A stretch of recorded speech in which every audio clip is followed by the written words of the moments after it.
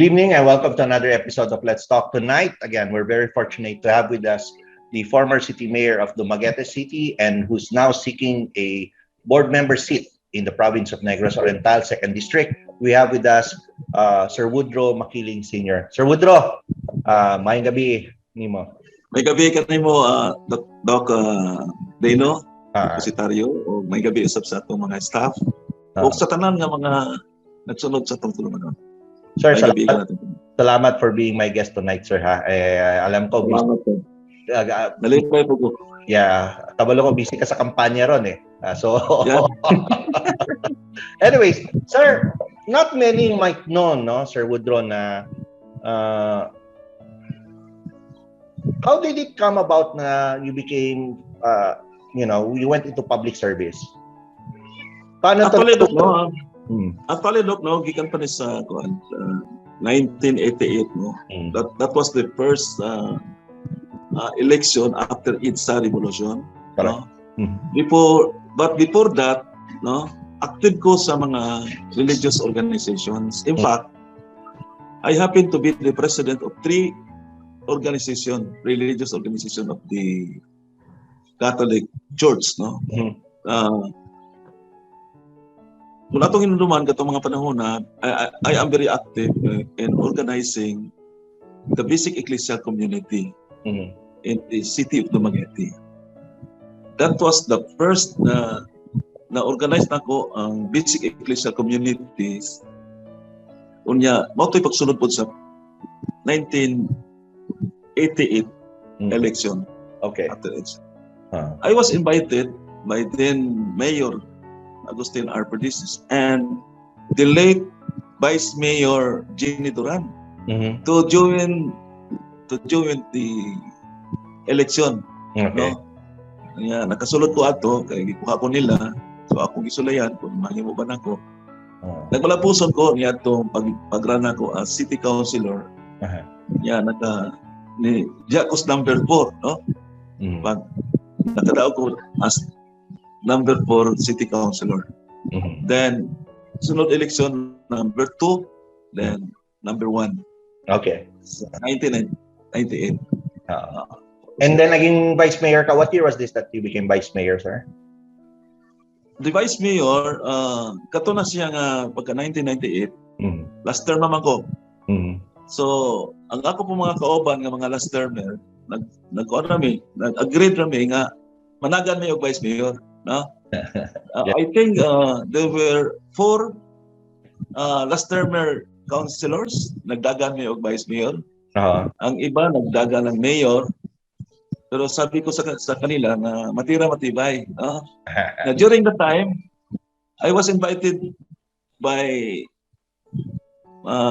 Attorney Epe Remolyo because he is planning to run as mayor. Okay. In that particular year, 1998. So nagkuan mi kauban mi si Epe Remolyo ni atong panahon na. So ang resulta sa election kami ang nidaog. Nagdaog kami si Epe ug ako vice mayor. Pero sad to say na during the time ang among councilor duha lang ang nagkadaog. So minority ang akong councilor diha sa city council. Dalawa lang eh. Onya, you know for a fact na maugid yung dilemma ni Mayor Epe sa una because of course mga appropriation, mga projects, they go through council. Yeah, it was very difficult, no? So, as presiding officer of the city council, duha lang ang imong city councilor. In fact, ang master plan of Mayor Epe Remolyo sa Dumaguete, I was the one responsible for the approval of that particular master plan of Dumaguete. Yes. Just to, naglabi ko sa mga councilors, no? Kay sabi pa ni Epe na Vice Mayor kailangan ma-approbahan ang akong master plan sa Dumaguete.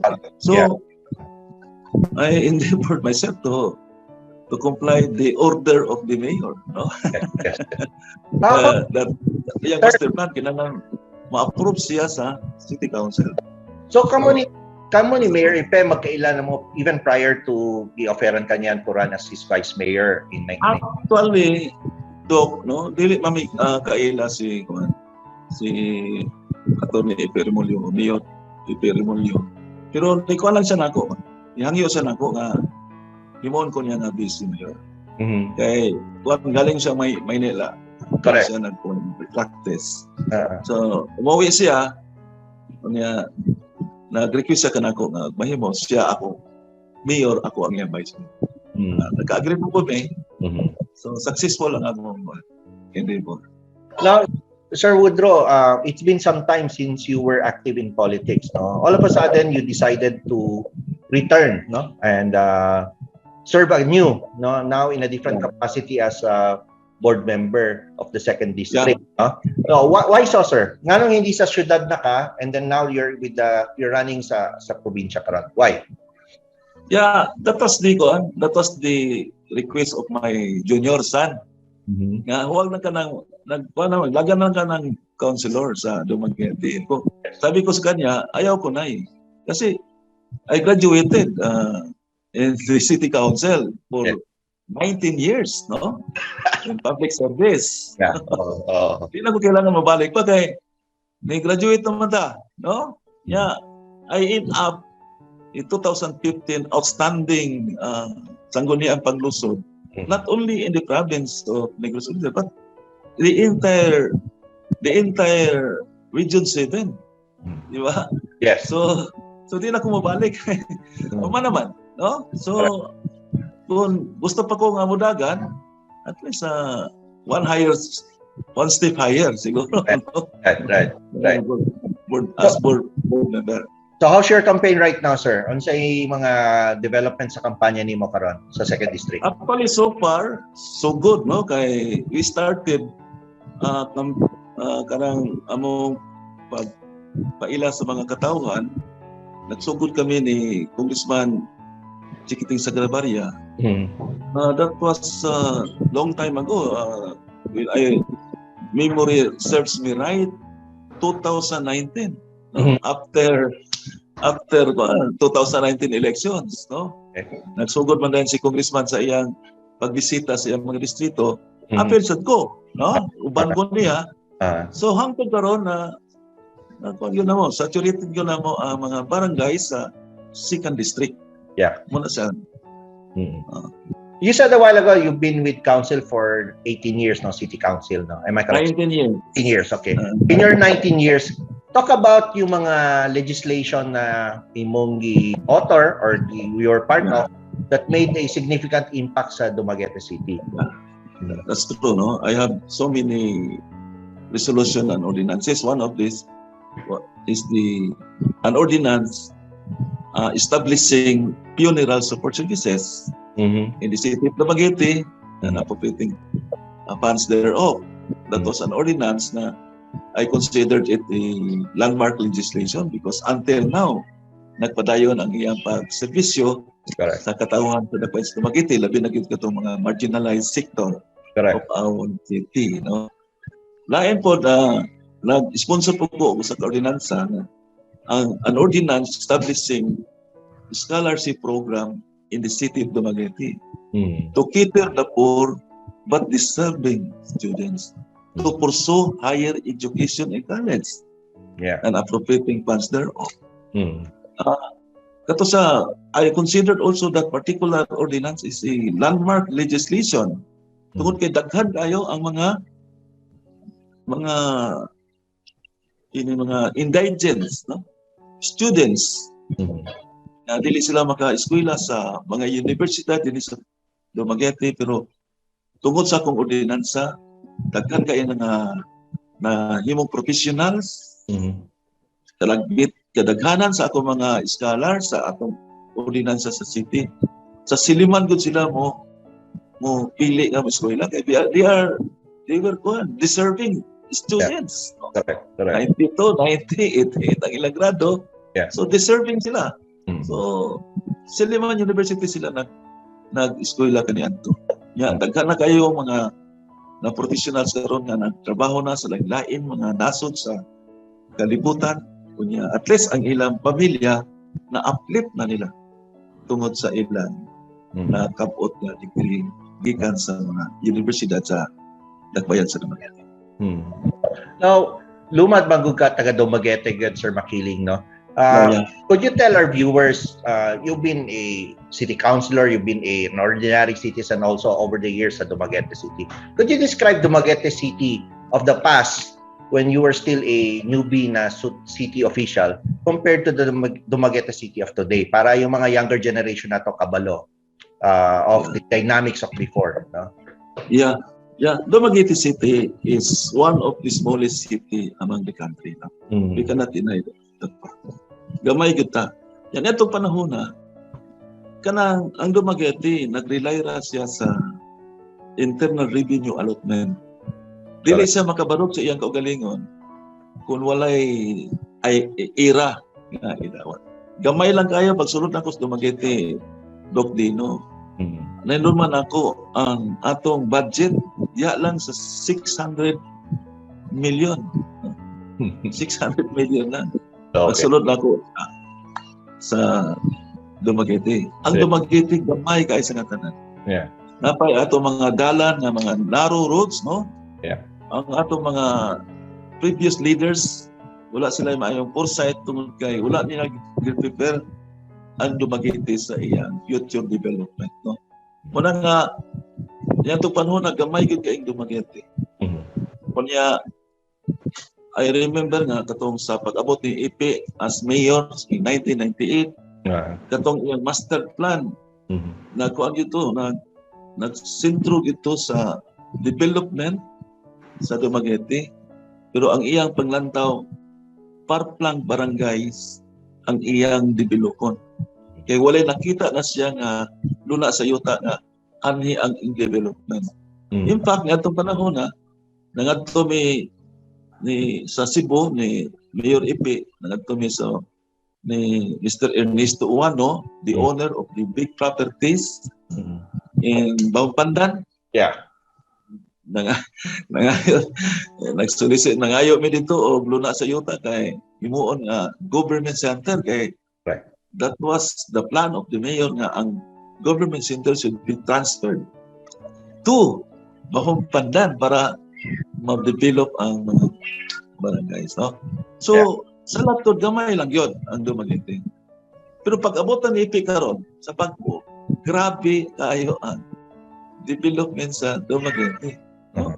Wala nga, daghan nga nagpasalamat ni Ipe ni sacrifice siya because that was the big sacrifice on the part of the mayor nga maayo kayo ang iyang trabaho sa Manila, pero ni pauli gud siya diri kay gusto niya nga makahimo sa usa ka dakong monumento sa Dumanan nga dili na sa mahikalintan sa katawan kay ang Dumaguete iyag yung gipalambo ang ekonomiya.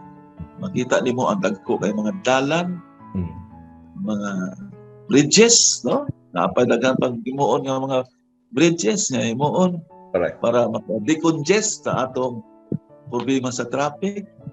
So, indot tayo si Ipe, no? Una nga kanunay sa akong mga sortes, no? Ako kung ipahimugatan, emphasize doon ako nga tagaan pa nato na one last time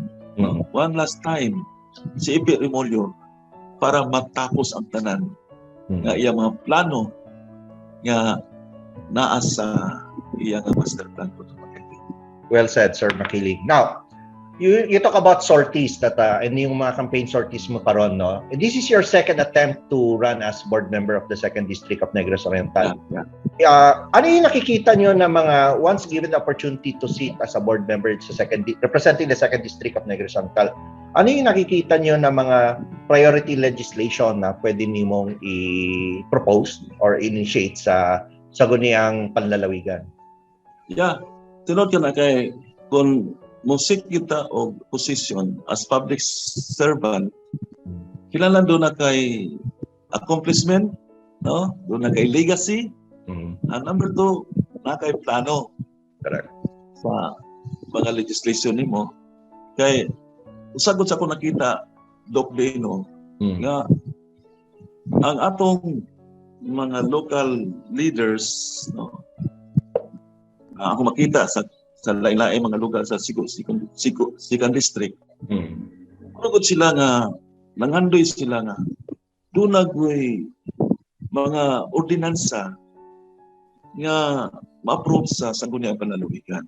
Correct. But ipasabot ako dino nga i-institutionalize na to ang programs and projects of the province.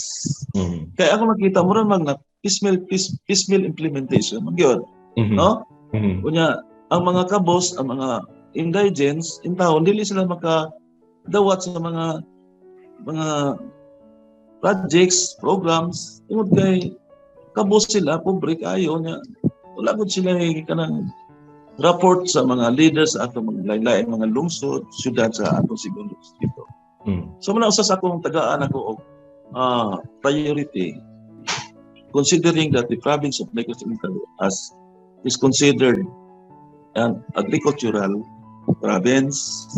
So mo-focus ko diha sa akong mga legislation regarding the agricultural and the aquacultural. Sanglit ang province gilibutan sa dako kay wanan sa dagat. Ya daghang kay tang mga fisher folks, no, mga mananagat. Ato mo tagaan sila og maayo nga programa para malipay ko sila. So usa na sa akong tagaan niya, massive ang production sa atong agricultural and aquacultural. Pero ang dili lang kay agricultural aspect, also the marketing aspect. Correct. Di ba? Correct. Kaya mag-unsa man ang daghan kay ang produkto. Di po market. Production, pero wala po yung marketing, di ba? So ang gobyerno duha ang iyang tagaan og emphasis, no? The production and the marketing. Correct. No? Correct. Nagawas na tagaan mo kuha mo ta og livestock dispersal program. This is one of the programs of the government na makahatag mo siya og serbisyo sa mga katauhan sa segundo distrito o sa lalawigan sa Negros Occidental. Pinaagi sa atong programa sa livestock dispersal program. No? Kani mga pagbuhi og mga hayop, baka, baboy, kanding, no? Kay mo na mahal kay siya karon kay na-short kita sa atong mga hayop. So padaghanon nato na siya, pero atong butangan po grow now, pay later. What is that? Patubuo na to ang imong mga hayop nga gi-disperse sa gobyerno, suplayan ka sa pagkaon. Correct. Para dili ka magka-problema. Correct. Pagka-dispose na nimo sa imong mga hayop, pagkahali na, di ba? Bayaran na sa itong mga feeds nga gipangkaon sa ato. That is grow now, pay later. Ato na. Muna siya. Nakabayan po sa ako ang agriculture, kinahanglan ang Department of Agriculture, Provincial Agriculture Office. Maghimo siya og demonstration farm. Buti pasabot na ko nga, i-demo na to ang mga bag-ong teknolohiya sa pagpanguma, no? Sa pagtikat sa atong mga luna sa yuta. Correct. Unya ang gobyerno kinahanglan mugahin siya og budget kay atong mga small players na mga pag-uuma, librehon na to ang daro, no? Kanang pag-daro, libre ang binhi, libre ang fertilizer. Correct.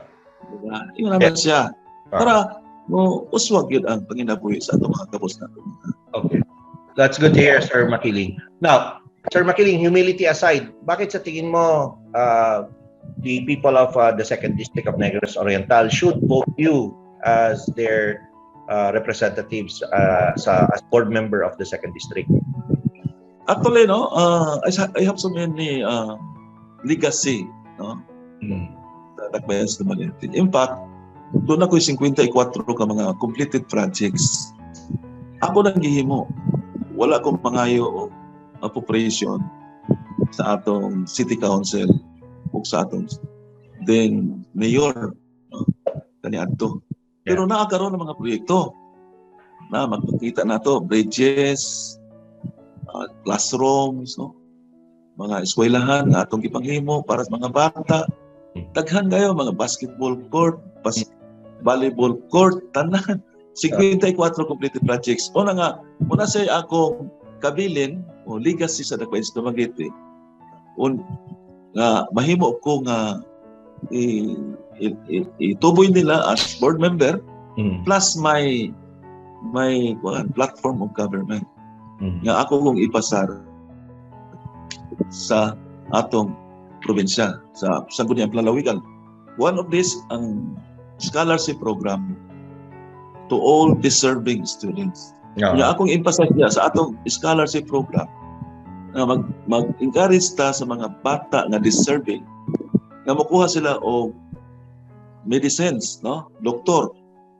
Kay kulang ta kay doktor diri sa atong probinsya o ang nursing. Muna kining duha ako ni sang i-emphasize. Kunya taga baka ato ni kunon sila pirmahon nato sila kontrata nga sa mahimo sila full-fledged, no? Yeah. Doctor of Medicines, nursing, kinahanglan mo trabaho sa sila at least 5 years sa atong gobyerno. Usa pa sila mga sa lain nga mga kumpanya o abroad sila. Para daghan. Yeah, wala ko himuon no?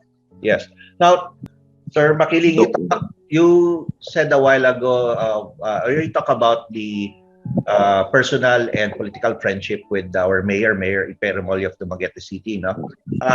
Kindly share your thoughts na why people in Dumaguete should re-elect him as City Mayor of Dumaguete City. Actually, number one, nganong ang katawhan sa request ng Dumaguete, mupili gyud ni Ipe. Kaya nakita daan sa Dumaguete, ang sakripisyo nga gihimo sa Mayor.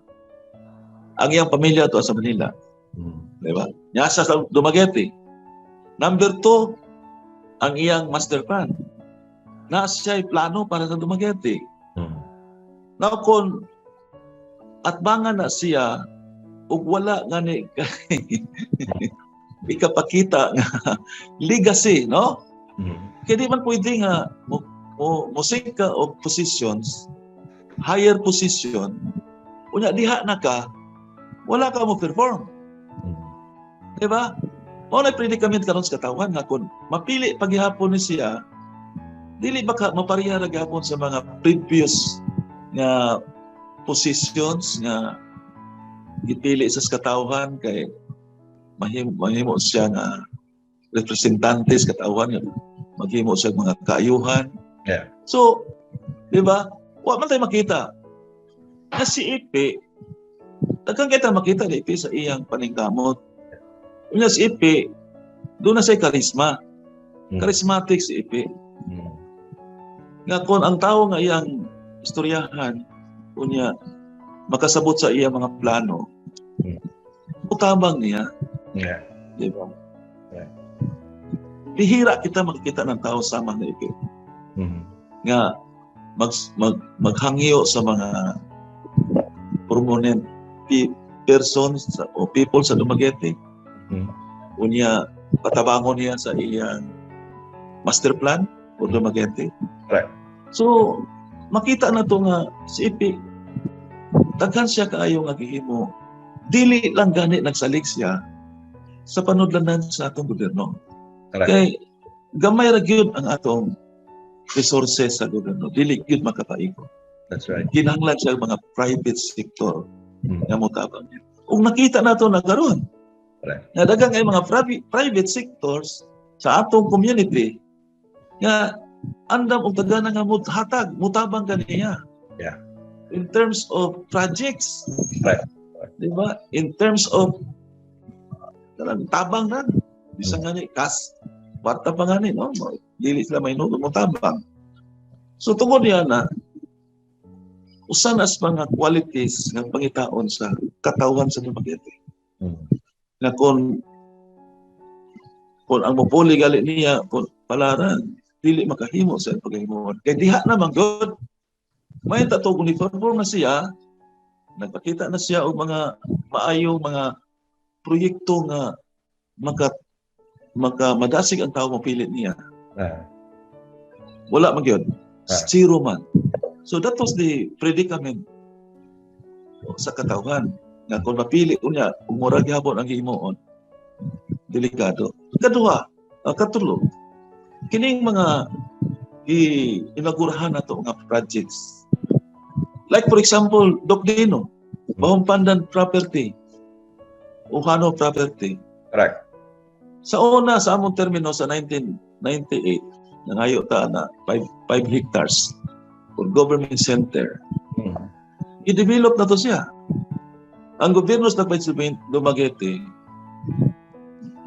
nigasto na siya o 6 to 7 million for clearing development para sa government center. Unsay nahitabo? Kaya wala man may ma-re-elected niya itong panahon na tungkol sa dagang kayong issue, mga fake news ba? Idulot man to. Unsay nahitabo? Gibawi ang property. Correct. Sa mga Uhano family. Kaya naman na sa terms and condition. Correct. Stipulated man na dito. Correct. Na kung dili ma-comply ang mga terms and condition na naas kontrata sa deed of donation, bawion sa tagiya. The same gihapon na garon. Muna'y sige na kong i-emphasize sa katawan. Labi na gyud diri dapit sa Bahumpandan, Candile, Kadawinunan, Manila diri. Ako nang isulti kanunan. Unsay mahitabo ini karon? Kung dili mo support ni IP. Kining exposure ron sa city nga nagtabo sa Bahumpandan. 20 to 30 million na nagigastos atong panudlanan ang kwarta. Do you think nga mapadayon na siya? Dili magyun na. Kay kung mo puli ana, dili man na iyang projects. Dili man na iyang program. So dili ko na padayonon. So may tabo bawion na po na sa tagiya. Di ang tagiya, malipay na po siya kay nindot na kayo ang iyang propiedad sa Bahumpandan. Muna'y atong tan-awon, muna'y atong hinuktukan, muna'y atong pamalandungon. Musip yata ining Mayo 9, kining tanan atong mga damgo pangninguha ang pagpalambo sa ekonomiya sa atong dakbayan sa Dumaguete. Nolo ning tanan. Walay kapuslanan ng tanan. Nga naman, wala na to pahumana ang atong mga. Mauna siya, kinahanglan yun, nakitang tanan mag-iusa na. Pahumanaw na to sa IP, para kining tanan ng mga development nga atong nakita. Pantawan, nginig ay sa nga tanan. No? Kita-kita niya na. Nakakita ko dito, pantawan sa Shanghai, China. Ipin na nga ito pa panahon. Taghan kayo mga tao. Lingaw kayo mga tao. May nahitabo. Diri po sa Pantawan Dumaguete. Murag sama po siya sa China. Na magabi dagang ay mga tao.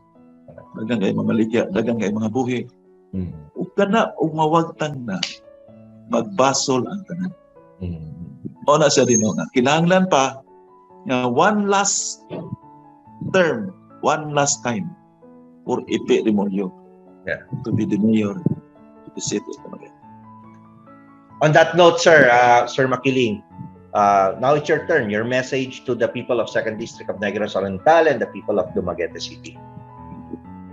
Okay, ang ako mensahe kaninyo tanan, kaninyong tanan karon sa 2nd Distrito, Mayo 9, pinaka-importante kini nga adlaw sa matag usa ka nato.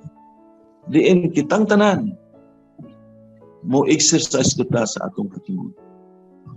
Mo pili ta og mga tawo nga ato nang nakita. Kay matud pa sa atong Ginoo diha sa Jeremias 29:2. Jeremiah chapter 29 verse 2. Basahan na. Ingon ang Ginoo.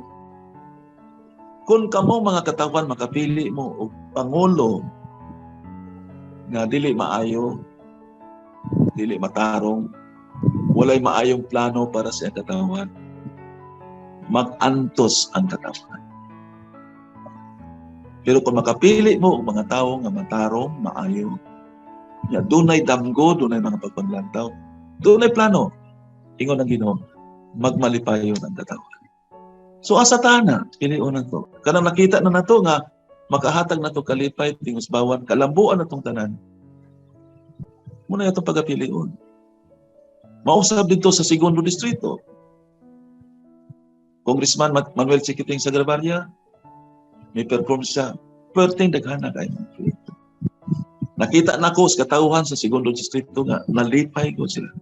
Ni Congressman Chiquiting, kaya ang mga dala na dito, nikunik na, barangay by barangay. Muna sila karon atong pamalandungan nga, takos og angay pilion kay muli mga tao nga dunay kasing-kasing kakatawan sa segundo distrito o sa atong lakbayan sa Dumaguete. Pero ako, mo-support ko, no? Pinaagi sa legislation sa sangguniang pananamigan. Kaya dili man mahimo nga ang mga damgo, mga plano sa atong mga executive, muagi magina sa legislative. Muna atong paninguhaon nga kaning maong pinili ay karong mayon di mga igsoon. Ikaw ako kitang tanan. Mangadto kita sa atong tagsa-tagsa ka presinto nga pilion nato ang mga tao nga nakita nato nga daghan na kayo mga kabilin, mga legacy ug aron sila mapadayon ato sila pagpilion.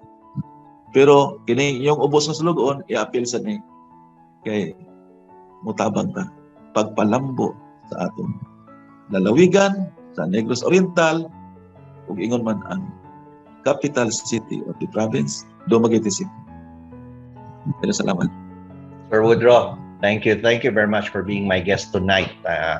And I'm sure this will not be the last. There will be a second, and hopefully as a board member of the 2nd District of Negros Oriental already by that time. So salamat yun, Sir Kai. Salamat. Okay. So that was our guest for tonight, the former City Vice Mayor of Dumaguete City and seeking a seat as 2nd District of the Province of Negros Oriental, Sir Woodrow Maquiling Sr. Good evening and welcome to another episode of Let's Talk Tonight. We're very fortunate to have with us as our guest, SK Federation President of Dumaguete City, Councilor Renz Macion. Councilor Renz, good evening and welcome to Let's Talk. Doc, good evening. Salamat for being my guest. Yes, of course, it's an honor to join you here tonight. Okay. I understand you're running for the 2nd District of Negros Oriental as a board member. Am I correct? Yes, Doc. What prompted you to decide from being SK President and the next official of the City Council to now becoming a running and seeking a seat for board member of the province of Negros Oriental of the 2nd District? All right. So actually, during the time when I was still deciding whether to run or not was really a hard time for me and of course for the people who are so close to me. Well, in fact, we went through a democratic process para makadecide me kung mudagan ba or not because this candidacy, I would just like to emphasize this, is not just mine. This is kumbaga a candidacy for the generation that I represent. So yun do, we decided to run because we believe na number one, the youth sector must be represented in all legislative bodies. Yes. Kay para magud namo kana na decision making body dapat maghuna-huna mo decide magud para sa amo ang future and we want to be part of it. So that's why we don't want to let this time pass to just do nothing, especially now that we have the 2030 agenda. Kitagaan tawag deadline until 2030 by the United Nations with all that's happening right now. So we want to be part of the system. So that's why ni barog jud ni and naka-decide mi na mo run. And I know for sure that this will pave the way for more conversations na kaya sa kabatanunan. Now, out of curiosity, instead of, kasi as you're an ex-official of the City Council, why didn't you just run as full-fledged as a councilor of the city of Dumaguete and then decided rather to run as a provincial board member of the 2nd District? Yes, Doc. Para maguna ko, Doc, my term as an SK President and as an ex-official member of the City Council is not expiring yet. There have been rumors na ma-extend niya until 2024. Okay. So that's why I decided na I would try to give it a shot sa provincial board. Okay, that's good to hear. Now, let our viewers know who influenced you to basically enter politics. Actually, Doc, the very reason why I am in politics right now is parang it was out of, it started when I was graduating in college. Way back in college, I was really active in community works. I used to volunteer for community organizations and whatnot. Well, in fact, I founded my advocacy project when I was still in college. So, katong college pa ko, I was already immersed in the community. At a very young age, I was already taught to fight early on because I'm raised by a single mother for 23 years now. So that alone gave me so much inspiration to not be blinded with what's happening around us. So, maski bata pa ko, nakamatan ako sa kamatuuran sa panghitabo sa palibot. So, para magud nako, change is really participatory. You can't just demand change by just sitting there and observing the things around you. So if you want to start change in the community, then be part of the system. So that's why when I knew about the SK Reform Act in 2015, ni gog jud dayon ko because there have been a lot of reforms integrated in the law. So number one of that is the anti-political dynasty provision, wherein up to second consanguinity na nakay pariente na nasa gobyerno dili naka-required mo run. So that alone gave us the signal na ang mga pariente sa mga incumbent ng mga officials dili makadagan. So kitang ordinaryong katawhan na ay chance. So I give it a shot, and fortunately with a very little machinery at the time, we won because we were able to convince the people to join us in the movement that we created. So, to sum it all up, number one, my passion for community service and the people in our barangay are the ones who pushed me to be in politics right now. Out of curiosity, no, naabay mga uban nimo mga relatives or family members that are into politics as well? Ay, wala, Doc. None of my relatives yet because they don't like politics. Okay? You know, as they say, politics is really a dirty game. Correct. And para nila na waste of time lang na with or without position, makaserve na mangyapon. So, munang wala dyan nasa politika karon. And we don't come from a prominent I don't come from a prominent family. So, munang challenging po siya partly. Now, Councilor, talk about your political philosophy. Yes, my political philosophy, number one, is to really put the people at the center of everything. That has always been my philosophy. Well, in fact, when I first ran for a government position, we launched the Kauban Kita movement because we believe na dapat yun i-establish ang government that is inclusive and participatory. So, mauna ang among kanunay, Doc, the thrust of the leadership and as well as our philosophy na dapat everyone in our community must be included in everything that we do, in every projects and programs that we launch. Dapat nadyo'y sense of co-ownership gani from the people. So that has always been our philosophy. Well, now, why do you think, Councilor Renz, that joining politics this early on will serve you or your constituents well? Actually, Doc, na just to share this to you, dagan kayong gaingon na shock na, oy, bata pa kay kang ano kang gaapil-apil. Well, in fact, when I do my house-to-house campaign, I mean na, hala, kakita bito mi si Mang Tarpaulin, niya ang ilang impression na, bata pa man kay ni, ano man ni siyang gaapil-apil. So, tubagon po na ko sila na, unsa may langayan, di ba? Because the youth of today, giingon nila na, maoy pag-asa, mao ang hope, but dili ganit Tagalog, platforms to be part of the system. Limited lang ang mga enabling mechanisms na makaparticipate ang youth. So now I think it is the challenge of our generation to really challenge the status quo and the system. So muna sa akong giingon ganiya, Doc, na change is really participatory. So if wala ra gyud buhaton at all, then wala ra po imong hitabo. And the things that we do now really affects our future. So dili pud pwede na kanang dili ra gyud mi mag-apil. Di man sa inyo nag-apil me because now even if I'm the youngest member of the city council right now, mo participate man gani ko sa mga gama nila og ordinance, propose man gani ta og mga ordinance pod dira sa City Council and suporta sa mga legislation sa atong mga kauban. So it means wala ra gyud ta nagpakabuta-bungol gani or gipasagdan nato ang atong trabaho sa paghatag og representasyon sa mga kabatanunan. So mao na siya, Dok. I think it's high time na naanag gyud po ipatanon, and it's high time for us to really break the toxic culture of ageism kay kabatanunan na karon. Okay. Now, as to date, no, could you briefly sum up some of the major accomplishments of the SK Federation under your stewardship? Number one, when I was still new in the City Council, I proposed the creation of the Sustainable Development Goals Committee for us to easily track the progress of the city as far as the SDGs are concerned. Because para maganda ko, the way I see it, although we have the Sustainable Development Goals, it's actually framed by the United Nations. It's very global. Ngunang kinanglan yun na to siya i-localize because diri man ang atong mga local efforts man mo directly affect sa ato ang respective communities diri.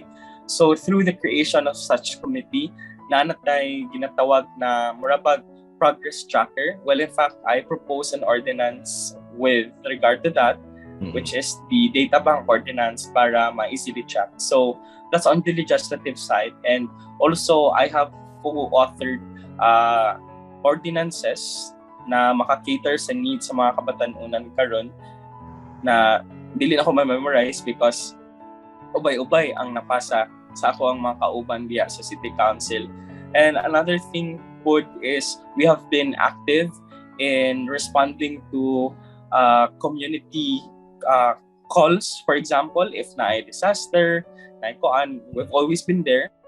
The SK has always been there, and we've been active in our barangays. Well, in fact, right now, there have been more than 20 SKs na financially independent na karon. They were able to open their respective accounts because it is part of the mandate of the SK Reform Act na dapat financially independent na ang SK because we have a 10% share of our SK, of the barangay funds. So karon ang mga SKs activated na more than 20 plus of the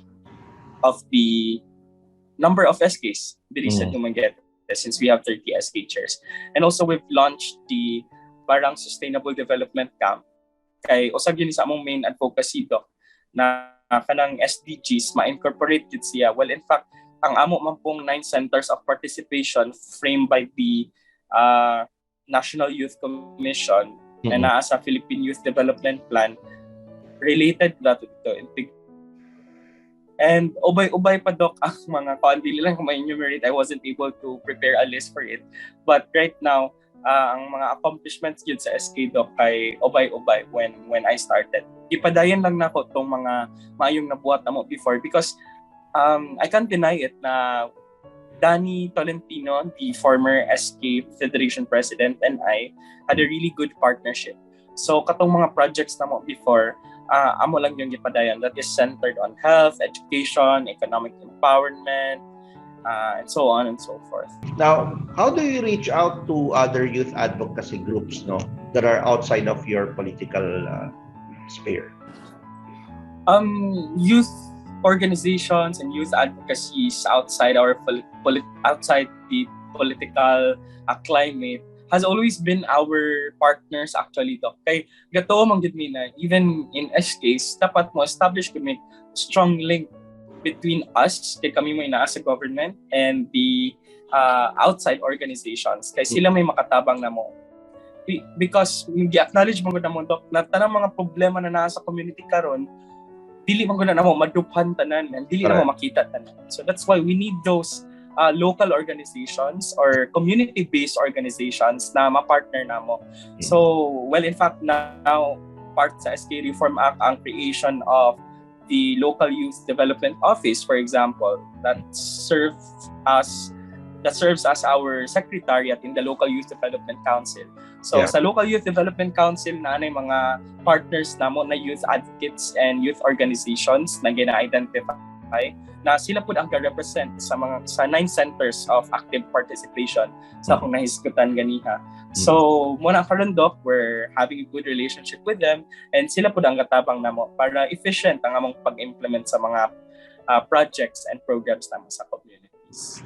Now, although it's too early to ask, no, what are your initial initiatives in terms of legislation that you would like to introduce and initiate in, luckily, if you win as provincial board member for the 2nd district? If given the chance, Doc, na maka-earn taog seat dito sa provincial board, and given the chance na maka-representar ta sa katawhan sa 2nd distrito, ipadayon nato, no, i-materialize nato ang atong mga programa na hunahunaan karon sa atong paglibot-libot, always magditaga konsulta sa mga tawo. Well, in fact, launch among platforms because di ayo man gud namo og Doc na we're being really strategic pag-come up sa mga platforms because number one, we acknowledge na ang communities lain-lain og problema, especially under 2nd district natay 8 LGUs and under that 8 cities and municipalities napay mga barangays, nay mga sitio and compared to Dumaguete, dagko gud ka ilang mga communities dito. Yeah. So lahi gyud og panginahanglan. So dili pwede na mo-launch sa plataporma na centralized gani, but kinahanglan lang taog umbrella kumbaga para efficient ang atong pag-implement sa ilalom. And that's where our legislations come in first. And number one, we need to acknowledge the problems of the system. Kaya para muna yung una na to i-correct. Kaya how can we be efficient sa pagpadayon sa mga programa if ang sistema alone is problematic? So I thought of proposing the Freedom of Information Ordinance, the FOI Ordinance provincial-wide, wherein people will be more empowered to actually access all transactions of the government para po ang government mismo na kita na gobyerno ma-pressure ta o kung saan na to magpaka-transparent ta na dapat dili na ang mga tao imugdol na to kundi kita mo imuhungit sa mga tao sa atong mga gipanggama sa gobyerno, sa atong mga lihok, sa atong mga buhat karon kay mo man importante that people need to know kung unsa may mga kasikas because taxpayers gud ang mga tao. So through the Freedom of Information Ordinance, we can assure na the provincial government is really transparent in everything that they do. That's number one. Although the president now has this executive order demanding for freedom of information sa government offices, but it is only limited within his cabinets gani sa mga nagkalain-lain na departamento under the president. So it's walay appeal ang mga LGUs, walay appeal ang mga provincial governments. So muna atong unahon to, ang provincial-wide Freedom of Information Ordinance. And then another thing is if ang atong i-focus og maayo is the People's Empowerment Bill. Kay importante man gyud kaayo na ma-empower gyud ang mga katawhan para sila pod mismo magpakabana and mas masabtan nila kung unsa mo yung role sa government.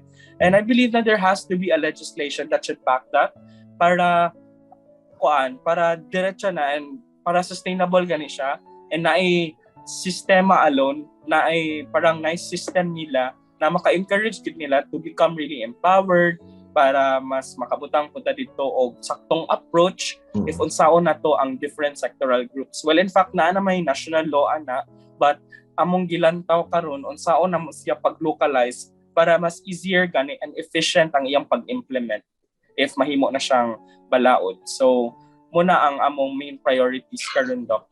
And then another thing is we have identified 3 other centers. Number 1 is youth development. Musuporta ta og mga scholarship expansion, i-check nato kung kumusta ang mga scholars sa province. And then second is karon na acknowledge nato ang problema sa implementation of the Free College Education Act na daghan gyapon kayong wala naka-enroll because of quota regulations sa mga state universities.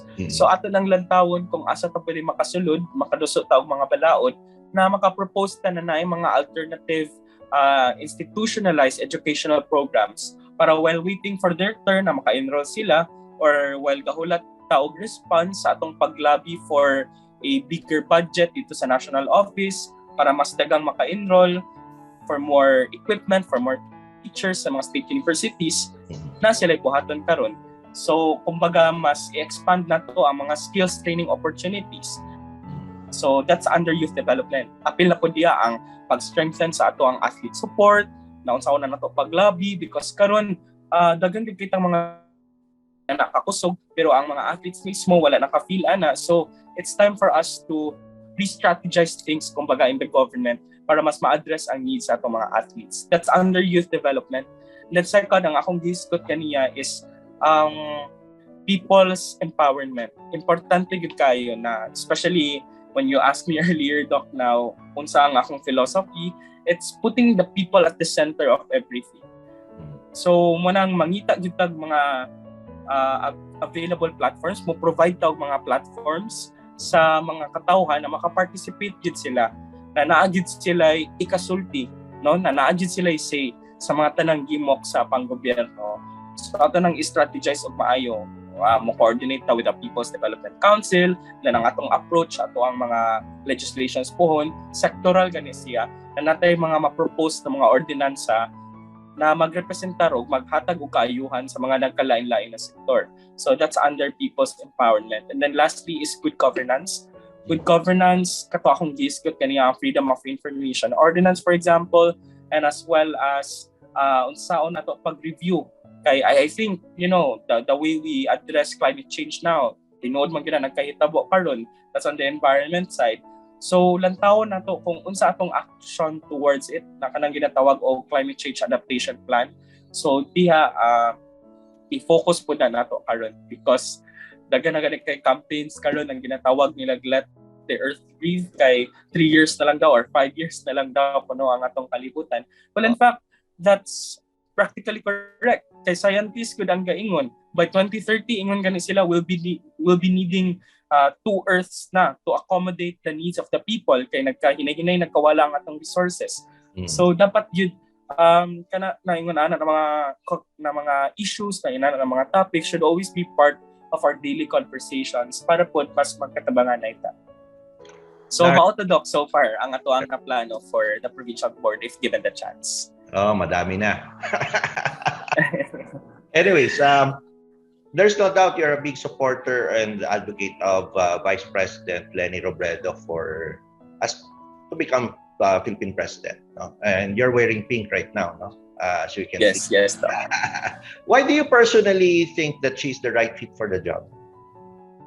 Number one, Doc, you know what? I honestly think na I don't support politicians because that person is a politician or because he's a politician of name, fame, and power. I support that person because I believe in his or her causes. Nakita man gud nako, Doc, na si Vice President Leni Robredo, grabe kaayo ka sincere sa iyang mga ipangstorya, sa iyang love for service.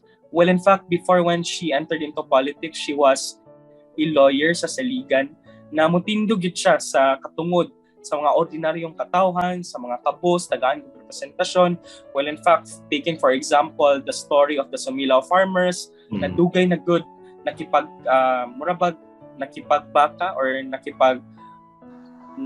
fight sa ilahang rights. And then naa si Vice President Leni Robredo when she was still a lawyer that time sa saligan. Well, in fact, now she's still a lawyer. Pero when she was still in practice ato na time, nibarog gid siya para niya. And she was able to defeat the long-standing political dynasty sa iyahong district when she became a congresswoman.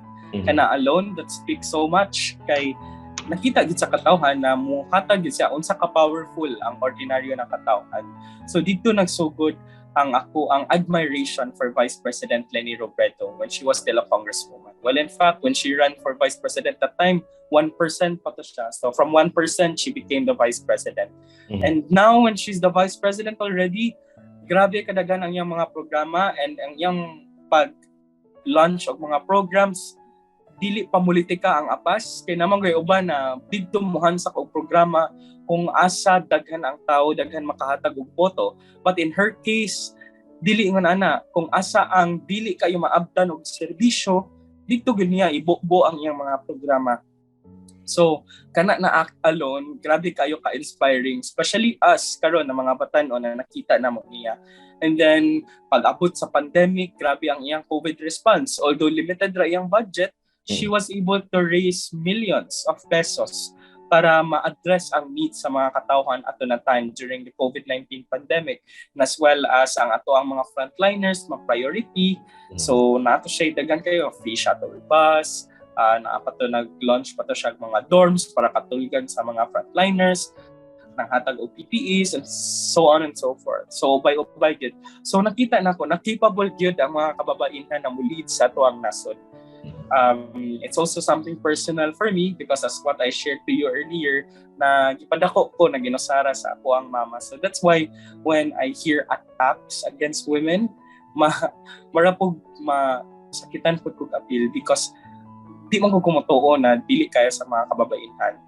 Actually, the women in our community have already proven so much na kaya gid nila o daghan gid silang pwede mahimo. So during the COVID-19 pandemic, actually mga babae na leaders ang stand out, and we can't deny that. It's all over the globe na katong mga nasa taas ganit na posisyon na mga kababaihan, sila gid ang ni-shine, like Jacinda Ardern of New Zealand, Vice President Leni Robredo, and other women leaders in the world. So kana alone, magpamatuod yun, maayo yun ang mga leaders na babae. So that's why I really believe in Vice President Leni Robredo na she can do the job of being the president of our nation. And nakita po na to na wala siya bahid o korupsyon. Well, in fact, for 3 straight years, kitagaan siya og highest COA rating na kana ganing unqualified opinion sa COA lisod kay na maabot. But the Vice President's office was able to make it. Well, in fact, during the budget hearing last October dito sa Congress and sa Senate, ni suggest kay itong ubang mga senators at mga Congress, mga representatives nato sa Congress na mas padakan pa ang iyang budget. Kaya nakita nila na daghan kayong gibuhat si Vice President Leni Robredo.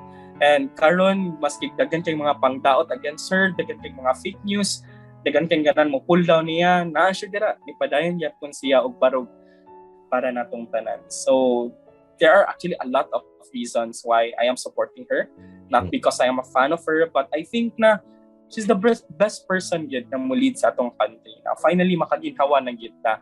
Kay ekonomista siya, abogada siya, and of course, genuine siya and pure kayo siya. Pure kayo iyang intentions na moserbisyo sa ato ang gobyerno. So that's why I'm supporting Vice President Leni Robredo.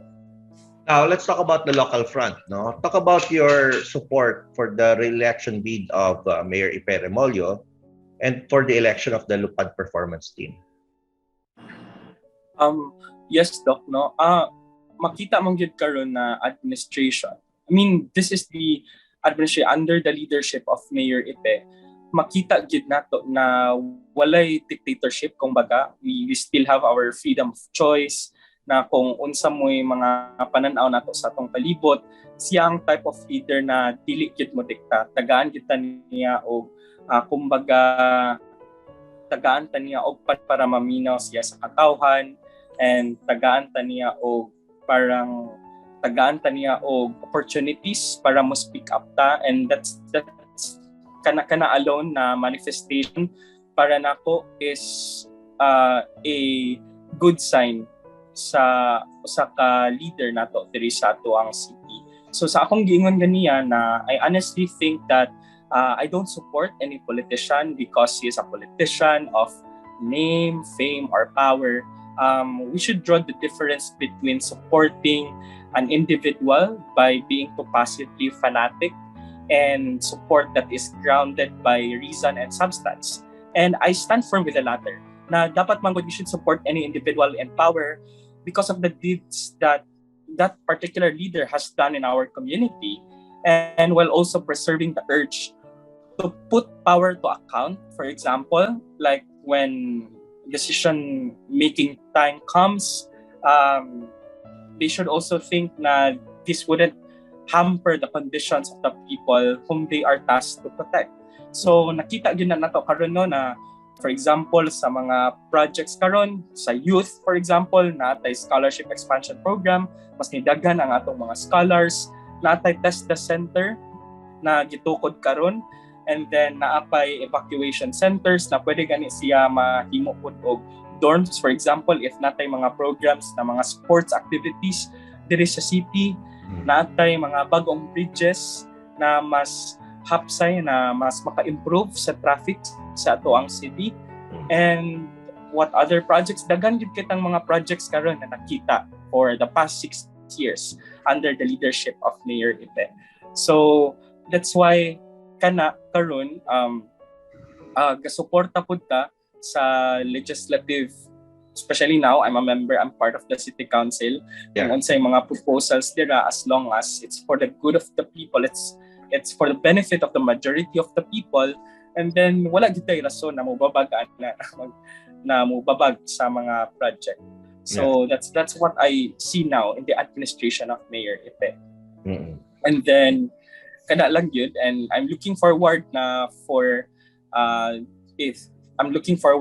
the time na ako pa ang SK President, mas dagyan pag yun, mas mapalapdan pag yun ang support sa mga kabatanunan. Because now, for example, the local youth development office, dako gid kayo sila og share sa GAD nato na budget. They have been very operative, na daghan kayong mga seminars and trainings for the youth karon. So mauna ang akong nakita karon do. Okay. Now, finally, your message to the people of the second district of Negros Oriental, Councilor Renz.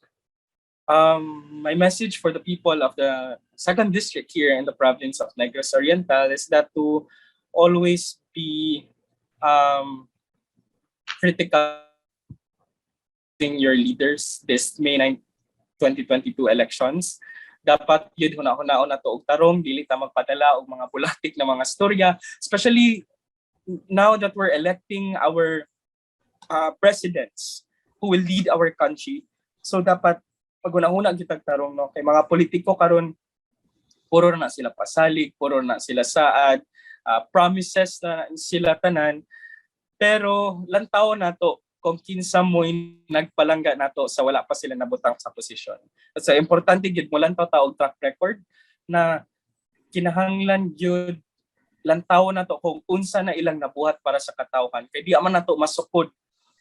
Di nato masukod kung unsa ilang kayang buhaton para sa atuang nasod. And the same goes with the local elections, na dapat lantaw na to kung unsa ilang kaya mabuhat.